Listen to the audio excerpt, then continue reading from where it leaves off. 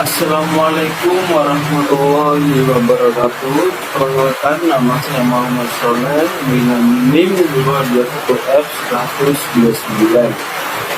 Di sini saya akan menjelaskan tentang anak tunanetra untuk memenuhi UAS dengan dosen pengampu kami yaitu Bunda Sudiawati. Oke. Sebelum itu, kita akan mengetahui sejarah huruf Braille. Huruf Braille adalah sejenis sistem tulisan sentuh yang digunakan oleh tunanetra. Sistem ini diciptakan oleh seseorang berkebangsaan Prancis yang bernama Louis Braille. Louis Braille lahir di Februari 4 Januari 1804. Dengan meninggal 6 Januari 1852, yang kebutuhannya diakibatkan matanya tertusuk jarum ketika bersekolah khusus untuk penderitaan tunanetra. Seorang prajurit bernama Carlos Braille mengerjakan sekolah tersebut dan menunjukkan suatu kode yang telah ditentukan. Tersebut dikenal sebagai tulisan malam atau night writing yang dirancang khusus untuk tentara perang dengan menggunakan kombinasi 12 titik. Louis Braille akhirnya menyadari manfaat sistem ini dan kemudian mengembangkan sistem yang lebih sederhana dengan menggunakan 6 titik sistem huruf Braille. Sistem tulisan Braille mencapai taraf kesempurnaan di tahun 1834. Huruf-huruf Braille menggunakan kerangka tulisan seperti Alto Domino. Satuan dasar dari sistem tulisan ini disebut sel Braille, di mana setiap sel terdiri dari 6 titik timbul, yaitu 3 baris dengan 2 titik. Ke-6 titik tersebut dapat disusun sedemikian rupa hingga menciptakan 64 macam penulis Braille dan mesin cetak huruf Braille. Penulis Braille adalah sebuah mesin rancang David Abraham di tahun 1922 yang digunakan untuk mengetik huruf Braille. Sistem pemakaiannya yang sangat dengan mesin ketik. Bisa objek dipresentasikan oleh 6 titik timbul Braille sehingga jika dirangkai dapat membantu kata-kata. Selain kombinasi timbul huruf Braille, penulis Braille juga memiliki tombol spasi, tombol backspace untuk menghapus, dan tombol spasi atau tombol jarak. Per baris layaknya mesin ketik manual, Braille memiliki besi alat putar untuk memasukkan manipulator ke atas. Yang kedua adalah mesin cetak huruf Braille. Untuk mencetak buku maupun bahan bacaan dengan huruf Braille dapat menggunakan perangkat komputer dan mesin pencetak. Relisi huruf Braille yang dihubungkan melalui paralel port yakin LPTI. Cara kerja komputer ini adalah mengetikkan objek biasa ke dalam suatu huruf yang kelak akan mengubah menjadi huruf Braille. Hasil konversi kemudian tampil di layar dan setiap untuk dicetak melalui sebuah mesin pencetak khusus writing Braille yang dilengkapi dengan microcontroller MC-US51. Kecepatan mencetak menggunakan mesin tersebut kira-kira 30 menit per halaman dengan 552 karakter. Teknologi berbasis Braille. Beberapa kombinasi teknologi yang berbasis Braille diantaranya adalah 1. JAWS atau Jobs Access with Space adalah software atau untuk membentuk tunanetra dan location dalam menggunakan komputer terutama Microsoft Windows. Diproduksi oleh suatu perusahaan di Florida, USA bernama The Bill Innovation Group. Pertama kali dirilis 1989 oleh Tim Hunter bersama rekan Rex Skipper mengoding kode hasil JAWS. Versi aslinya dibuat untuk sistem operasi MS sampai DOS yang memudahkan tunanetra dalam menggunakan program berbasis teks. Aplikasi ini dilengkapi dengan Kemampuan untuk melafalkan teks dari graphics display. Keyboard memiliki kemampuan untuk berinteraksi dengan layar monitor. Jumlah dengan tipe operasi bisa diubah ke dalam banyak aplikasi. Dengan menggunakan JAWS Script Browser, cara kerjanya saat tulisan yang muncul pada layar akan dibaca kata per kata dengan logat Inggris. Kelemahannya adalah tidak mampu membaca grafik gambar dan program flash. Yang kedua adalah MLM for the Braille. MLM for the Braille adalah alat baca untuk penyandang cacat mata, memiliki kemampuan untuk memasukkan huruf Latin ke huruf Braille, serta didukung dengan revisi rasional ebook. Mesin penggunaan sumber baterai 6 kali 1,5 volt dengan dimensi berat kurang dari 3 kg. Ini merupakan hasil perkembangan. Universitas Bina Nusantara mengembangkan didasari di ide bahwa mencetak teks dengan huruf Braille menghabiskan banyak kertas. MLM for the Braille memiliki detail yang memiliki menjadi mudah diraba. Warna bersih double cell pada tulisan itu dilengkapi kartu MC atau micro SD sebagai tempat penyimpanan e-book maksimal 2 GB. 3 adalah Nonset Text and Zoom. Nonset and Zoom adalah program khusus handphone yang ditujukan untuk membantu tunanetra agar bisa berkomunikasi baik walaupun telepon atau SMS tanpa bantuan orang lain.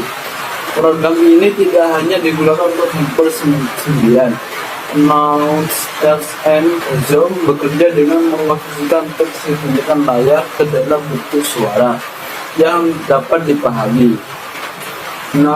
Text and Zoom memperdayakan masyarakat memiliki penglihatan rendah atau low maupun buta atau biru dengan menyediakan akses fitur seperti home screen, informasi kontak, directories, caller ID, calendar, text message, email via telepon, dan navigation via Nokia Maps and Software. Jenis-jenis huruf Braille. Huruf Braille disebutkan dalam kultur budaya berat terutama Prancis sehingga dalam menggunakan mempresentasikan alfabet Latin. Maka dalam perkembangan selanjutnya huruf Braille mengalami berbagai modifikasi dalam penerapannya ke dalam berbagai bahasa, terutama bahasa yang mempunyai aksara tertentu. Maka tidak heran jika terdapat berbagai versi huruf Braille, diantaranya adalah Braille Jepang. Braille Jepang adalah kode yang menulis dalam bahasa Jepang dan tetap berdasarkan sistem Braille yang asli. Sistem ini disebut Tenji yang secara bahasa berarti dot karakter, berarti Jepang adalah vokal yang berisi abiguda. Vokal ditulis di sudut kiri atas poin 1, 2, dan 4 dan bisa digunakan sendiri, sedangkan konsonan ditulis di pojok kanan bawah poin 3, 5, dan 6 dan tidak dapat berdiri sendiri. Huruf semivokal ditandai dengan 4 titik, yaitu titik vokal dan simbol vokal yang terdapat di bawah blok. Untuk tanda baca sama dengan sistem Braille yang hasil meskipun terdapat beberapa tambahan dalam penerapan dalam bahasa Jepang. Braille Korea. Sistem ini dikembangkan oleh Dr. Dexter Sherwood tahun 1894 menggunakan 4 titik. Namun karena tidak mudah digunakan, maka dibuat sistem dengan 6 titik oleh Pak Dulu seorang tahun 1926. Sedangkan bentuk yang berlaku di Korea saat ini adalah hasil revisi tahun 1994. Braille Korea tidak berhubungan dengan sistem grafik lainnya di dunia karena khusus mencerminkan pola huruf Hangul.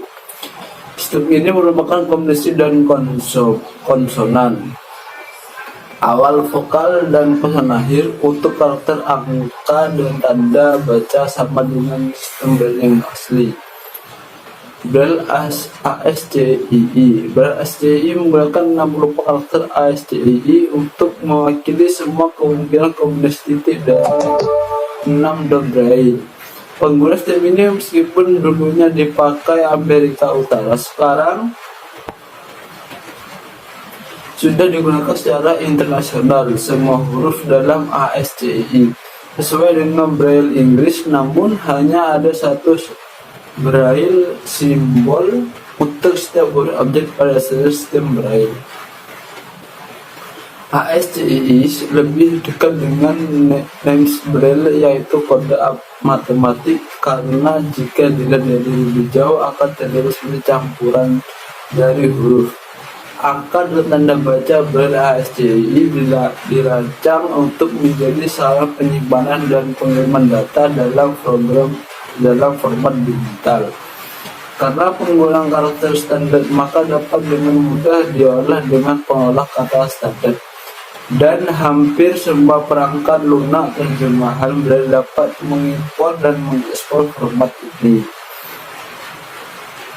Lanjut, pelayanan khusus pada anak disabilitas netra. Bagi siswa, untuk mahasiswa yang mengalami hambatan visual baik buta total maupun low vision, sangat sulit untuk memahami segala hal secara signifikan.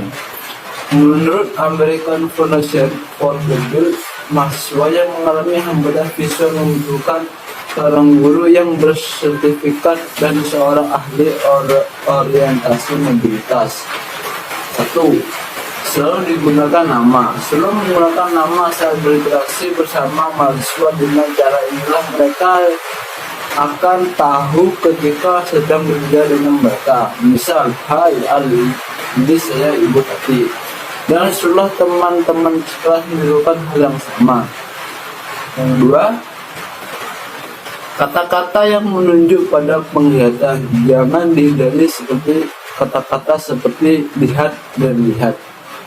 Sama seperti mereka yang terlihat, kata-kata ini harus menjadi bagian dari kosakata siswa buta untuk berkonotasi bagaimana mereka melihat, apakah dengan sentuhan, membawa hal-hal dekat, atau dalam percakapan seperti katakan sampai jumpa nanti ya. Ketiga, dengan memberi isyarat selalu verifikasi saat menulis pada di papan tulis, lalu memaafkan apa yang Anda tulis sehingga siswa memiliki akses informasi itu dapat mengikuti. Gunakan konsep-konsep posisional dan terarah seperti tulis atau di bawah, di atas, di belakang, depan, dan kanan, dan lain-lain. Jadi gunakanlah kalimat seperti bola ada di samping pintu, alih-alih bola di sana, karena siswa tidak dapat melihatnya. 4. Hindari bertanya apakah seorang siswa dapat melihat. Dari pertanyaan pada siswa yang buta, bisakah Anda melihat ini? Itu jadi contohnya itu tidak boleh memberikan pertanyaan contoh kepada anak tunanetra itu, bisakah Anda melihat ini? Halo Adi, apakah Anda bisa melihat ini? Nah, karena contoh si Adi ini adalah anak tunanetra. Seperti mereka bisa melihat, tapi gantilah dengan pertanyaan dengan dapatkah Anda menemukan X? Nah, jadi bisa diganti dengan halo Andi, apakah bisa Anda menemukan ini? Seperti itu. Atau dapatkah Anda melihat beberapa bagian benda yang lebih detail? 5. Tempat duduk yang strategis. Guru harus memahami sisi kuat dari penglihatan siswa. Jika siswa mulai dengan sisi mata kiri, maka duduklah siswa di sisi kanan kelas dan jauh dari jendela. Tempat duduk menghadapi sumber cahaya atau matahari, jendela idealnya di belakang mereka. 6. Gunakan warna-warna yang kontras untuk semua hal dengan konsep berani. Bersadaran sederhana, gunakan bola terang kontras dengan lantai dan tangga dari awal hingga akhir. Jadi warna yang kontras biasanya kuning. 7. Ikuti pemimpin. Saat anak mengantri, latihan anak-anak untuk mengarahkan perhatian kepada teman-teman, di mana untuk menyediakan mungkin. Kemudian latihlah anak untuk mengarahkan perhatian ke arah ke anak di depannya. Dengan mengikuti semua gerakan misalnya berhenti, jalan, lurus, berputar, dan lain-lain, selalu bergerak perlahan dan keselamatan. 8. Jadilah pemandu yang percaya diri. Oke, kita menjadi pemandu bagi yang buta. Look for the bill memiliki detail yang memiliki menjadi mudah diraba. Warna bersih WSL berarti selain itu dilengkapi kartu MC atau micro SD sebagai tempat penyimpanan e-book maksimal 2 GB. 3 adalah Noise Text and Zoom. Noise and Zoom adalah program handphone yang ditujukan untuk membantu tunanetra agar bisa berkomunikasi baik walaupun telepon atau SMS tanpa beban orang lain. Program ini tidak hanya digunakan untuk handphone 9. Noise Text and Zoom bekerja dengan mengonversikan teks menggunakan layar ke dalam bentuk suara yang dapat dipahami. Noise Text and Zoom memperdayakan masyarakat memiliki penglihatan rendah atau low maupun buta atau biru dengan menyediakan akses fitur seperti home screen, informasi kontak, directories, caller ID, kemudian teks musik, email via telepon, dan navigation via Nokia Maps and software. Jenis-jenis huruf Braille. Huruf Braille diciptakan dalam kultur budaya Barat, terutama Prancis, sehingga dalam menggunakan mempresentasikan alfabet Latin. Maka dalam perkembangan selanjutnya, huruf Braille mengalami berbagai modifikasi dalam penerapannya ke dalam berbagai bahasa, terutama bahasa yang mempunyai aksara tertentu. Maka tidak heran jika terdapat berbagai versi huruf Braille, diantaranya adalah Braille Jepang. Braille Jepang adalah kode yang menulis dalam bahasa Jepang dan tetap berdasarkan sistem Braille yang asli. Sistem ini disebut Tenji, yang secara bahasa berarti dot karakter, berarti Jepang adalah vokal yang menulis abikuda. Vokal ditulis di sudut kiri atas poin 1, 2, dan 4 dan bisa digunakan sendiri, sedangkan konsonan ditulis di pojok kanan bawah poin 3, 5, dan 6 dan tidak dapat berdiri sendiri. Huruf semivokal ditandai dengan 4 titik, yaitu titik vokal dan simbol vokal yang terdapat di bawah blok. Untuk tanda baca sama dengan sistem Braille yang hasil, meskipun terdapat beberapa tambahan dalam penerapan dalam bahasa Jepang. Braille Korea. Sistem ini dikembangkan oleh Dr. Sherwood Hall tahun 1894 menggunakan 4 titik. Namun karena tidak mudah digunakan, maka dibuat sistem dengan 6 titik oleh Pak Du seorang tahun 1926. Sedangkan bentuk yang berlaku di Korea saat ini adalah hasil revisi tahun 1994. Braille Korea tidak berhubungan dengan sistem grafik lainnya di dunia karena khusus mencerminkan pola huruf Hangul. Sistem ini merupakan kombinasi dan konsonan awal, vokal, dan konsonan akhir untuk karakter, angka, dan tanda baca sama dengan sistem Braille yang asli. Braille ASCII. Braille ASCII menggunakan 60 karakter ASCII untuk mewakili semua kemungkinan kombinasi titik dan 6 dot Braille. Pengguna sistem ini meskipun dulunya dipakai Amerika Utara, sekarang sudah digunakan secara internasional. Semua huruf dalam ASCII sesuai dengan Braille Inggris, namun hanya ada satu Braille simbol untuk setiap huruf objek pada sistem Braille.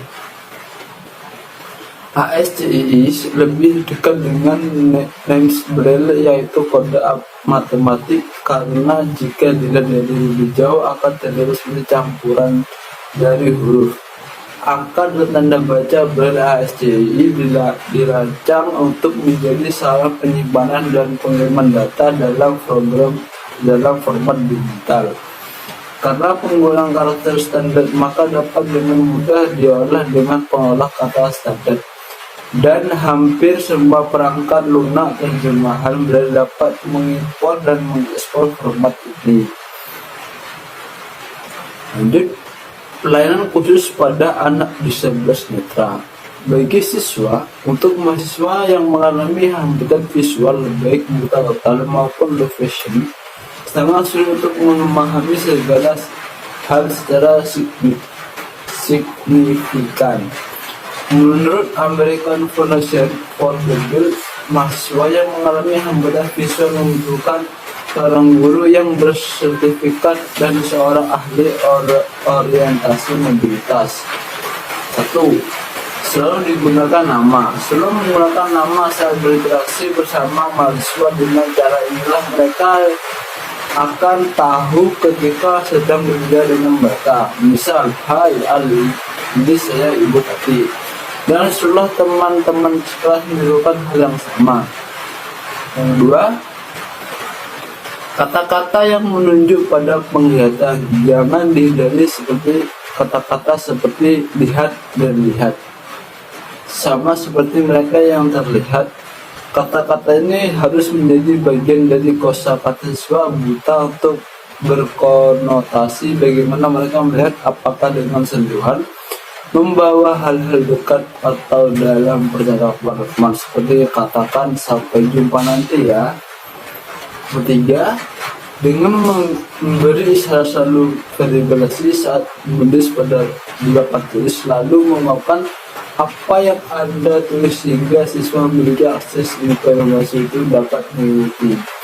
Gunakan konsep-konsep posisional dan terarah seperti list atau di bawah, di atas, di belakang, depan, dan kanan, dan lain-lain. Jadi gunakanlah kalimat seperti bola ada di samping itu, alih-alih bola di sana, karena siswa tidak dapat melihatnya.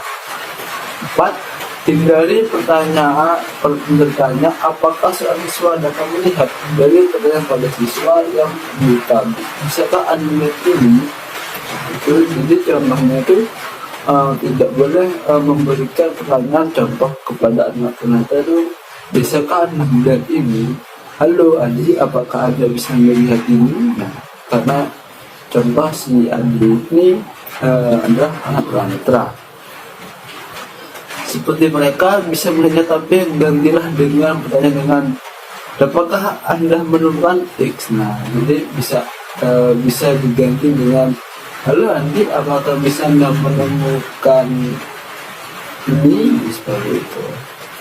Atau apakah Anda melihat beberapa bagian benda yang lebih detail. 5. Tempat duduk yang strategis. Guru harus memahami sisi kuat dari penglihatan siswa. Jika siswa mulai dengan sisi mata kiri, maka duduklah siswa di sisi kanan kelas dan jauh dari jendela. Tempat duduk menghadapi sumber cahaya atau matahari, jendela idealnya di belakang mereka. 6. Gunakan warna-warna yang kontras untuk semua hal dengan konsep berani. Bersadaran sederhana, gunakan bola terang konten kontras dengan lantai dan tangga dari awal hingga akhir. Jadi warna yang kontras biasanya kuning. 7. Ikuti pemimpin. Saat anak mengantri, latihan anak-anak untuk mengarahkan perhatian kepada teman-teman, di mana untuk menyediakan pemimpin. Kemudian latihlah anak untuk mengarahkan perhatian ke arah dan ke anak di depannya. Dengan mengikuti semua gerakan misalnya berhenti, jalan, lurus, berputar, dan lain-lain, selalu bergerak perlahan dan keselamatan. 8. Berilah pemandu yang percaya diri. Oke, kita menjadi pemandu bagi yang buta. Oke, yang kedelapan adalah jadilah pemandu yang percaya diri. Jika kita menjadi pemandu bagi siswa yang buta dan duduk di bangku persekolahan, maka tawarkan kedua jari kita untuk mereka pegang. Kita tidak memegangnya kecuali untuk keselamatannya. Untuk siswa yang lebih tua, mereka memegang tepat di atas siku kita. Dan mereka yang dominan memegang kita kecuali untuk keselamatannya. Yang kesembilan adalah keamanan pertama. Pemahaman siswa dengan aturan atau jalan atau orientasi mobilitas ditemukan sisi kanan lorong atau pagar kanan. Gunakan batas seperti kerucut ataupun garis untuk latihan orientasi, mobilitas, dan kemandirian dan mengakses lingkungan rumah maupun lingkungan sekolah. Oke, yang 10 adalah penerimaan guru pada siswa buta. Seorang guru harus memberikan penerimaan kepada siswa yang buta. Ini penting untuk meningkatkan rasa kepercayaan diri dari murid yang mengalami kebutaan terhadap diri mereka. Penerimaan dari seorang guru yang profesional kepada murid kebutuhan khusus berdampak positif kepada anak buta itu. Karena seorang figur guru adalah sumber suri tauladan bagi semua murid-muridnya, sehingga mereka pun akan melakukannya hal yang sama, yaitu penerimaan kepada siswa yang mengalami hambatan visual. Langkah pertama yang batas dibuat kita lakukan sebelum pembelajaran adalah memahami bahwa kemampuan melihat sangat terbatas, dibutuhkan hal-hal yang konteks dalam segala hal, karena 80% dari apapun yang dilihat bayi adalah melalui indera penglihatan. Jadi masuk akal jika anak netra mengalami hambatan dalam belajar tentang sesuatu hal. Ada beberapa hal pelajaran kehidupan yang tidak sepenuhnya dipahami tanpa penilaiannya. Misalnya, apa artinya tinggi, dan bagaimana cara kita membedakan antara laki-laki yang jangkuk pohon tinggi, gunung tinggi yang belum dimilikinya. Misalnya juga melihat awan di langit yang biru. Pertanyaannya adalah, apakah bangun itu akan menjadi bangun satu lantai atau akan menjadi bangun yang tinggi? Jadi cara lain untuk memvisualisasikan adalah dengan membayangkan segitiga terbalik miring. Dimulai hanya dengan konsep kecil. Konsep ini diperluas dengan digunakan untuk mengajar yang lain. Jadi piramida itu dibangun di bawah ke atas berbagai fakta untuk siswa tunanetra. Berikut layanan khusus untuk membantu kemandirian bagi mereka untuk memahami semua hal. Kedua, siswa hambatan visual memiliki hak yang sama seperti siswa lainnya.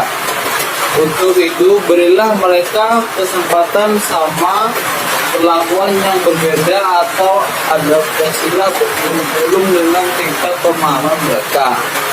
Berikan jadwal khusus kepada mereka. Hambatan penglihatan untuk memperlukan diri dari persoalan dengan pengelola kelas dan membiarkan siswa untuk mempelajari semua tata letak ruang kelas. Yang keempat, berilah waktu yang insentif pada anak hambatan visual untuk memahami belajar secara individu. Misalnya, bagaimana cara dia menulis, membaca, mencatat, dan lain-lain. Jika dia berada di kelas reguler, siswa reguler juga akan berkegiatan yang menarik, sehingga kita memberikan layanan khusus tidak menggunakan siswa reguler. Yang kelima, mintalah siswa menjelaskan kondisi matanya. Ini adalah keterampilan penting bahwa siswa akan membutuhkan sisa hidupnya. Setiap kali dia bercerita itu menjadi sedikit lebih mudah untuk dijelaskan. Pada yang keenam, Pariswaya yang lofes mintalah untuk memberitahu apa yang ia lihat. 7. Beritahu anak ketika kita berikan sentuhan. Jika kita memberikan sentuhan dengan tiba-tiba akan berdampak pada ketakutan bahwa hal itu semua agama atau kebutaan. Yang 8, perlu diingat bahwasanya sekitar 70% komunikasi adalah non-verbal, sedangkan siswa yang visual tidak dapat melihat ekspresi wajah seorang guru atau apapun yang dikenakan guru, apalagi yang dijelaskan guru untuk istilah berapa dalam verbal. 9. Gunakanlah alat perekam suara ketika kita mengajar di kelas. Hal ini membawakan keuntungan bagi kita sendiri maupun anak hambatan visual. Kita akan mendengarkan suara kembali, sedangkan hambatan visual dapat membangun opini tentang Anda dan menghubungi suara Anda, dan juga dapat mengulang materi pembelajaran yang telah Anda sampaikan. Dan ke-10, selalu perkenalkan diri Anda maupun siapapun yang berada di lingkungan sekolah. Karena hambatan visual mengidentifikasi seseorang dengan mengenalkan suara. Hilangkanlah kebiasaan berjalan ke siswa hambatan visual dengan memberi pertanyaan siapa aku. Karena hal itu merupakan hal yang tidak disukai dan membuat anak visual malu. Seperti halnya ketika seseorang menghampiri kita dan kita mengajukan pertanyaan yang sama kepada mereka, Anda lupa sama siapa mereka.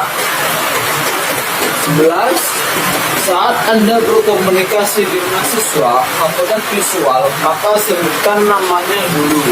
Memanggil nama siswa seperti itu membuat kontak mata dengan orang yang melihat.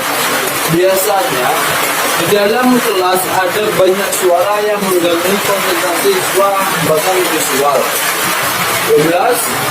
Pahamkan kepada semua siswa di kelas untuk memanggil nama anak hambatan visual, supaya anak hambatan visual tersebut menemukan temannya satu dan membantu untuk menemukan teman. 13. Adalah anak supaya mempunyai kepercayaan diri dari penilaian positif tentang dirinya dan tidak menggunakan kecakapannya untuk merasa rendah diri dan tidak berarti. Libatkan anak visual dalam kegiatan baik itu dalam kegiatan orientasi atau diskusi. Berikan dia keleluasan untuk memecahkan permasalahan yang sedang yang dibahas, karena hal itu terbukti dapat meningkatkan sel sistem keberangan dari dirinya untuk mengembangkan nilai-nilai positif dalam pendidikan dan kehidupan di masa yang akan datang. Itu sekian dari saya, mohon maaf kurang lebihnya karena ada suara hujan. Wassalamualaikum warahmatullahi wabarakatuh.